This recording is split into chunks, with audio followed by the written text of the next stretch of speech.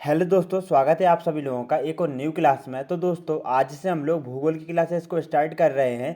आज की हमारी भूगोल की क्लास नंबर फर्स्ट है। और दोस्तों आज की क्लास में हम लोग भूगोल के मोस्ट इंपोर्टेंट 50 क्वेश्चंस को करने वाले हैं, जो कि सभी के सभी कॉम्पिटिटिव एग्जाम्स में काफ़ी ज़्यादा हेल्पफुल रहेंगे। तो दोस्तों जो भी हमारे चैनल पर पहली बार आए हैं, प्लीज़ चैनल को सब्सक्राइब कर लें और साथ ही में लाइक करें, बेल आइकन को प्रेस कर कॉल के बटन पर सेट कर लें। तो चलिए दोस्तों क्लास को स्टार्ट कर लेते हैं। बताइएगा आप लास्ट में आपके 50 में से कितने क्वेश्चंस सही हुए हैं। तो दोस्तों देखिएगा, यहाँ पर आपका पहला क्वेश्चन है, वन लाइनर क्वेश्चंस होने वाले हैं।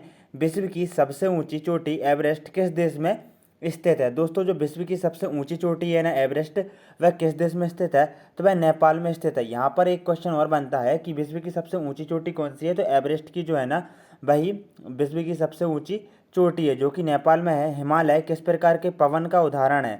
तो दोस्तों जो हिमालय है ना वह नवीन बलित पर्वत या मोड़दार पर्वत का उदाहरण है। जो हिमालय है ना वह किस प्रकार के पर्वत का उदाहरण है। यहाँ पर इसको दोस्तों पवन को राइट कर लेना, थोड़ी सी टाइपिंग में मिस्टेक हो गई है। जो हिमालय है ना वह नवीन बलित या मोड़दार पर्वत का जो है ना वह उदाहरण है। भारत की पहली बहुउद्देशीय परियोजना कौन सी है।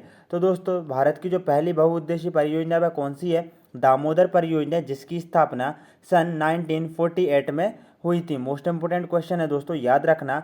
भारत की सबसे चौड़ी नदी कौन सी है। तो गाइस देखिएगा, यहाँ पर भारत की सबसे चौड़ी नदी की बात की जा रही है। तो भारत की सबसे जो चौड़ी नदी है ना, ब्रह्मपुत्र नदी है। कौन सी नदी है दोस्तों, ब्रह्मपुत्र नदी है। और दोस्तों जो बांग्लादेश है, चाइना है ना, वहाँ पर ब्रह्मपुत्र नदी को अलग अलग नामों से भी जाना जाता है। ग्रीष्म ऋतु में असम राज्य में चलने वाली तीव्र आर्द्र हवाएं क्या कहलाती हैं। दोस्तों जो ग्रीष्म ऋतु में असम राज्य में चलने वाली जो तीव्र हवाएं रहती हैं ना, उनको क्या कहा जाता है, तो उनको नॉर्वेस्टर कहा जाता है। क्या कहा जाता है, नॉर्वेस्टर कहा जाता है। भारत में दक्षिण पश्चिम मानसून का आगमन किस महीने में होता है। तो दोस्तों देखिएगा, यहाँ पर बात क्या हो रही है, जो भारत है उसमें दक्षिण पश्चिम मानसून का आगमन किस महीने में होता है। तो दोस्तों जो दक्षिण और पश्चिम मानसून का आगमन रहता है वह जून के प्रथम सप्ताह में होता है। वृद्ध गंगा या दक्षिण की गंगा के नाम से किस नदी को जाना जाता है। तो दोस्तों या इस प्रकार से क्वेश्चन आ सकता है कि दक्षिण की गंगा के नाम से किस नदी को जाना जाता है। तो वृद्ध गंगा या दक्षिण की गंगा के नाम से गोदावरी नदी को जाना जाता है। दोस्तों नदियों से रिलेटेड इंपॉर्टेंट क्वेश्चंस भी आपको इसकी क्लास मिल जाएगी, इसीलिए दोस्तों आप चैनल को सब्सक्राइब जरूर से कर लें ताकि आपको नोटिफिकेशन मिलती रहे। भारत में पश्चिमी घाट को क्या कहा जाता है। तो दोस्तों जो भारत में पश्चिमी घाट है, केरल साइड, ठीक है ना, कर्नाटक साइड, तो उसको सह्याद्री कहा जाता है। क्या कहा जाता है दोस्तों, सह्याद्री कहा जाता है। हमको दोस्तों पश्चिमी घाट से एक इंपॉर्टेंट क्वेश्चन याद आया केरल से, कि शांत घाटी जो कि जैव विविधता के लिए काफ़ी ज़्यादा प्रसिद्ध है, वह कहाँ पर है, तो केरल में ही है। अंडमान निकोबार द्वीप समूह किस नाम से प्रसिद्ध है। तो दोस्तों जो अंडमान निकोबार द्वीप समूह है ना, वह मरकत द्वीप एमरोल्ड आइलैंड से प्रसिद्ध है। भारत की सबसे बड़ी जनजाति कौन सी है। यहाँ पर पूरे के पूरे भारत की बात हो रही है। तो दोस्तों भारत की सबसे बड़ी जो जनजाति है ना, वह गौड़ जनजाति है। कौन सी जनजाति है, गौड़ जनजाति है, याद रखना। अरावली पर्वतमाला की सर्वोच्च चोटी कौन सी है। तो दोस्तों यहाँ पर बात हो रही है अरावली पर्वतमाला की।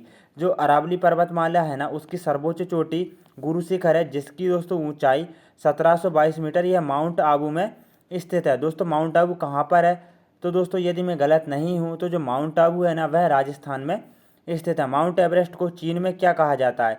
तो दोस्तों जैसा कि मैं आपको पहले भी बता चुका हूँ, नदियों वगैरह को और जो एवरेस्ट वगैरह है ना, इसको नेपाल में सागरमाथा के नाम से जाना जाता है। भारत में तो हिमालय के नाम से जाना जाता है। तो दोस्तों माउंट एवरेस्ट जो है ना, उसको चीन में क्योमोलोंग, ठीक है ना, क्योमोलांग के नाम से जाना जाता है। याद रखना, इस प्रकार के क्वेश्चन जो कॉम्पिटिटिव एग्जाम्स है ना उनमें ज़्यादा पूछे जाते हैं। नर्मदा नदी सबसे अधिक किस राज्य में बहती है। तो दोस्तों नर्मदा नदी भारत के जो अमरकंटक है, अनूपपुर जिले से निकली हुई है और मध्य प्रदेश में ही बहती है, ठीक है ना, याद रखना। भारत का सबसे अधिक नगरीकृत राज्य कौन सा है। तो भारत का सबसे अधिक नगरीकृत राज्य जो है ना वह गोवा है। क्षेत्रफल की दृष्टि से भारत का सबसे बड़ा राज्य कौन सा है। तो दोस्तों देखिएगा, यहाँ पर यदि बात होती है क्षेत्रफल की दृष्टि से भारत का सबसे बड़े राज्य की, तो वह राजस्थान आ जाएगा, ठीक है ना। कौन सा आ जाएगा, राजस्थान आ जाएगा। राजस्थान में कुछ महत्वपूर्ण नेशनल पार्क है, जैसे कि Ranthambore national park, Keoladeo national park, desert national park, ठीक है ना। इनको आप याद रखेंगे क्योंकि ये सभी के सभी इंपॉर्टेंट हैं। और यदि यहाँ पर बात होती कि क्षेत्रफल की दृष्टि से सबसे छोटा राज्य कौन सा है, तो दोस्तों आपको कौन सा आंसर लगाते, ठीक है ना, आप कमेंट बॉक्स में जरूर से बताइएगा। सिक्किम या गोवा इन दोनों में से एक है तो बताइएगा। देश में सड़क मार्ग की कुल लंबाई कितनी है? तो दोस्तों पूरे के पूरे देश में जो सड़क मार्ग की लंबाई है ना वह 48.65 लाख किलोमीटर है। भारत में द्वीपों की कुल संख्या कितनी है? तो दोस्तों पूरे भारत की बात करें तो पूरे भारत में द्वीपों की संख्या 247 है। भागीरथी और अलकनंदा का संगम कहाँ पर होता है? दोस्तों जो भागीरथी नदी है और अलकनंदा है ना, इनका संगम देवप्रयाग में होता है। अरब सागर में गिरने वाली नदियाँ कौन सी हैं? तो दोस्तों जो अरब सागर में नदियाँ गिरती हैं वह कौन कौन सी? सिंधु है, नर्मदा है और ताप्ती है। हिमालय की सबसे ऊंची श्रेणी कौन सी है? तो दोस्तों जो हिमालय है ना उसकी सबसे ऊंची जो श्रेणी है ना वह हिमाद्री है। भारत की स्थल सीमा की कुल लंबाई कितनी है? यहाँ पर स्थल सीमा की बात हो रही है तो भारत की स्थल सीमा की कुल लंबाई 15,200 किलोमीटर है। भारत किस गोलार्ध एवं देशांतर में स्थित है? तो दोस्तों भारत जो है ना वह उत्तरी गोलार्ध एवं पूर्वी देशांतर में स्थित है। दोस्तों आगे आने वाली क्लासेस में आपको बिल्कुल डेफिनेशन के साथ पढ़ाया जाएगा। आगे देखेंगे गोकाक जलप्रपात कहाँ पर स्थित है? दोस्तों जो गोकाक जलप्रपात है वह गोकाक नदी पर कर्नाटक में स्थित है। इंदिरा गांधी नहर जल किस नदी से प्राप्त करती है? तो दोस्तों जो इंदिरा गांधी नहर है ना वह जल सतलज नदी से प्राप्त करती है। भूटान की सीमा से सटे भारतीय राज्य कौन कौन से हैं? तो दोस्तों जो भूटान है ना उससे सटे भारतीय राज्य कौन कौन से हैं? सिक्किम, पश्चिम बंगाल, असम और अरुणाचल प्रदेश। दोस्तों जो भूटान है ना, भूटान से सटे आप देख सकते हैं ये 4 से 5 राज्य हैं भारत के, सिक्किम, पश्चिम बंगाल, असम और अरुणाचल प्रदेश। अंडमान निकोबार द्वीप समूह का सबसे उत्तरी द्वीप कौन सा है? दोस्तों जो अंडमान निकोबार द्वीप समूह है ना उसका सबसे उत्तरी द्वीप समूह कौन सा है? लैंडफॉल द्वीप है। भारत का कुल क्षेत्रफल कितना है? मोस्ट इंपोर्टेंट क्वेश्चन है, अधिकतर बच्चों को याद भी होगा। भारत का कुल क्षेत्रफल एग्जैक्ट बताएं तो दोस्तों 32,87,263 वर्ग किलोमीटर है। म्यांमार की सीमा से लगने वाले भारत के राज्य कौन कौन से हैं? अभी हम लोगों ने भूटान की बात की, अब हम म्यांमार की बात करते हैं। दोस्तों जिसको प्राचीन काल में बर्मा के नाम से भी जाना जाता था, तो अरुणाचल प्रदेश, नागालैंड और मणिपुर एवं मिजोरम म्यांमार की सीमा से लगने वाले भारतीय राज्य हैं। भारत के मुख्य समुद्री सीमा की लंबाई कितनी है? तो दोस्तों जो भारत की मुख्य समुद्री सीमा है ना उसकी लंबाई 6100 किलोमीटर है। पाकिस्तान अधिकृत कश्मीर, जिसको दोस्तों पीओके बोला जाता है, और श्रीनगर को कौन सा दर्रा जोड़ता है? बुर्जिला दर्रा। कौन सा दर्रा जो दोस्तों बुर्जिला दर्रा जोड़ता है। दर्रों से रिलेटेड क्वेश्चन भी आपको दोस्तों यहाँ पर आगे आने वाली क्लासेस में देखने को मिलने वाले हैं। आगे देखेंगे भारत में सबसे पहले सूर्योदय कहाँ पर होता है? दोस्तों आप सभी लोगों को पता ही होगा, मोस्ट इंपोर्टेंट क्वेश्चन है। भारत में सबसे पहले जो सूर्योदय है ना वह अरुणाचल प्रदेश में होता है। क्षेत्रफल की दृष्टि से भारत का सबसे छोटा राज्य कौन सा है? तो क्षेत्रफल की दृष्टि से यदि हम बात करते हैं तो भारत का सबसे छोटा राज्य गोवा है, ठीक है ना। गोवा की राजधानी पणजी है। पाकिस्तान और अफगानिस्तान के बीच की सीमा रेखा को क्या कहा जाता है? जैसे कि दोस्तों भारत और पाकिस्तान के बीच रेड क्लिफ रेखा है, और वहीं पर हम बात करेंगे दोस्तों पाकिस्तान और अफगानिस्तान के बीच की सीमा रेखा को डूरंड रेखा कहा जाता है, जिसका निर्धारण सन 19 में नहीं दोस्तों 18 में हुआ था। 1996 में 1896 में हुआ था।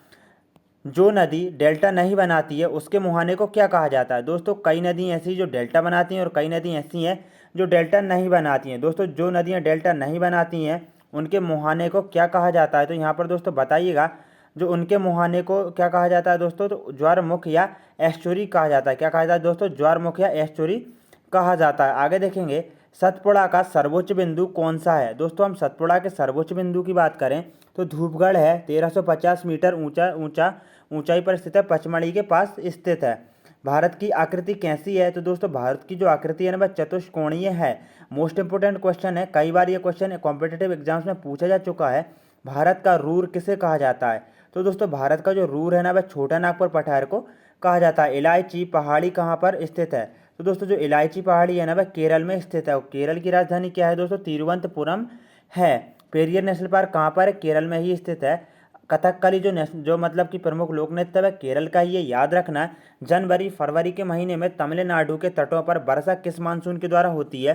तो दोस्तों जनवरी फरवरी के महीने में तमिलनाडु के तटों पर जो वर्षा रहती है ना, वर्षा किस मानसून के द्वारा होती है? तो वह उत्तर पूर्वी मानसून से होती है। प्रायद्वीपीय भारत की सबसे बड़ी नदी कौन सी है? जो दक्षिण की नदियां हैं ना दोस्तों उन्हीं को प्रायद्वीप भारत की नदी भी कहा जाता है, और दोस्तों मध्य भारत की नदियों को भी प्रायद्वीप की भारत की नदियां ही कहा जाता है। तो गोदावरी जो है ना वह प्रायद्वीप भारत की सबसे बड़ी नदी है। दोस्तों मैं आपसे एक क्वेश्चन पूछता हूँ यहाँ पर, उत्तर भारत की सबसे बड़ी नदी कौन सी है? आपको बताना है कमेंट बॉक्स में। आगे देखेंगे अरावली पर्वत की सबसे ऊंची चोटी कौन सी है? तो दोस्तों अरावली पर्वत की सबसे ऊंची चोटी है ना, हमें ये वाला क्वेश्चन पहले भी कर चुके, गुरु शिखर जो माउंट आबू में स्थित है? भारत की जल एवं स्थल दोनों सीमाओं से लगने वाले देश कितने हैं? तो दोस्तों ओनली 3 देश हैं, बांग्लादेश जिसकी राजधानी ढाका है, म्यांमार एवं पाकिस्तान। तो दोस्तों पाकिस्तान की राजधानी इस्लामाबाद है, म्यांमार की राजधानी क्या है, आपको कमेंट बॉक्स में बताना है, ठीक है ना दोस्तों। तो आगे देखेंगे दोस्तों यहाँ पर बुर्जिला एवं जोजिला दर्रा कहाँ पर स्थित है? दोस्तों जैसा कि हम लोग लास्ट क्वेश्चन में पढ़ चुके हैं, श्रीनगर और पीओके मतलब कि पाक अधिकृत कश्मीर को बुर्जिल दर्रा ही जोड़ता है ये, और जोजिला दर्रा ये कश्मीर में स्थित है। जून जुलाई में बोई जाने वाली तथा नवंबर दिसंबर में काट ली जाने वाली फसलों को क्या कहते हैं? दोस्तों जो फसलें जून जुलाई में बोई जाती हैं और नवंबर दिसंबर में काट ली जाती हैं तो उन फसलों को खारिफ की फसल कहा जाता है। खारिफ की फसल कौन कौन सी हैं बताइएगा कमेंट बॉक्स में। दोस्तों मैं आपको से क्वेश्चन इसलिए पूछता रहता हूं ताकि आपको ज़्यादा से ज़्यादा क्वेश्चन याद रहें और आप जो भी क्वेश्चन आपके एग्जाम में आए तो आप उनको कंप्लीट तौर पर कर सकें। भारत में सबसे कम वन किस राज्य में पाए जाते हैं? तो दोस्तों हम सबसे कम वन की बात करें तो हरियाणा राज्य में पाए जाते हैं, और सबसे अधिक वन की बात करें तो मध्य प्रदेश में। दक्षिणी अंडमान और छोटा अंडमान किसके द्वारा अलग होता है? दोस्तों डंकन पैकेज के द्वारा जो दक्षिणी अंडमान और छोटा अंडमान है ना, वह अलग होते हैं। भारत के पड़ोसी देश की सीमा से जुड़े हुए भारतीय राज्यों की कुल संख्या कितनी है? तो दोस्तों भारत के पड़ोसी देशों की सीमा से जुड़े हुए भारतीय राज्यों की जो कुल संख्या है ना, वह 17 है। दोस्तों एक बात और, आपको भारत और विश्व का पूरा और अपने राज्य का पूरा मैप याद होना चाहिए, क्योंकि दोस्तों आपको मैप याद रहेगा ना तो कई क्वेश्चन तो ऐसे रहेंगे जिनको दोस्तों आपको रटने की ज़रूरत पड़ेगी ही नहीं। जैसे कि यदि आपसे पूछा जाए कि भारत के कितने राज्यों कुल जो सीमा है ना वह अन्य देशों से लगती है, तो आप यदि आपको मैप याद है तो आप आसानी से समझ सकते हैं। जैसे कि दोस्तों हम यदि आपसे पूछें कि पाकिस्तान से कौन कौन से राज्यों की सीमा लगती है, तो आप देखेंगे गुजरात की लगती है, ठीक है, राजस्थान की लगती है, पंजाब की लगती है। तो इस प्रकार से आप बता सकते हैं। भारत की सबसे ऊंची चोटी कौन सी है? तो केटू है, जिसको दोस्तों गॉडविन ऑस्टिन कहा जाता है, 86,8611 मीटर। आगे देखेंगे लक्षद्वीप समूह का सबसे बड़ा द्वीप कौन सा है? तो दोस्तों लक्षद्वीप समूह का सबसे बड़ा द्वीप जो है ना ओड्रेट है। तो दोस्तों हम लोगों ने यहाँ पर 49 क्वेश्चन को कर लिया है। अब एक क्वेश्चन मैं आप सभी लोगों से पूछता हूँ, ठीक है ना, जो दोस्तों मतलब कि जैसे कि जो काली मिट्टी है उसकी प्रवृत्ति कैसी रहती है, क्षारीय रहती है या अम्लीय रहती है? तो अम्लीय रहती है, ठीक है ना, याद रखना। दोस्तों हम लोगों ने 50 क्वेश्चन को कर लिया है। आप लोगों के 50 में से कितने सही हुए हैं ज़रूर से बताएं। और दोस्तों यदि आपने अभी तक हमारे चैनल को सब्सक्राइब नहीं किया है तो आप चैनल सब्सक्राइब कर लें, क्योंकि दोस्तों हमारे यहाँ पर कंप्लीटली दोस्तों सीटेट और कॉम्पिटिटिव एग्जाम्स की प्रिपरेशन कराई जाती है। और दोस्तों बिल्कुल ही आपको यहाँ पर फ्री क्लासेस मिलेंगी, कोई भी चार्ज नहीं लिया जा रहा है। और आने वाले वक्त में दोस्तों हम कोशिश करेंगे आपको मतलब बिल्कुल फ्री जो नोट्स है ना वह अवेलेबल हों। यदि आप हमारे टेलीग्राम के चैनल से नहीं जुड़े हैं तो दोस्तों आपको डिस्क्रिप्शन में जो टेलीग्राम की लिंक है ना वह मिल जाएगी, और साथ ही में जो अन्य क्लासेस हैं जीके वगैरह की उनकी प्लेलिस्ट का लिंक भी आपको डिस्क्रिप्शन में मिल जाएगा। जय हिंद दोस्तों, मिलते हैं को नेक्स्ट क्लास में।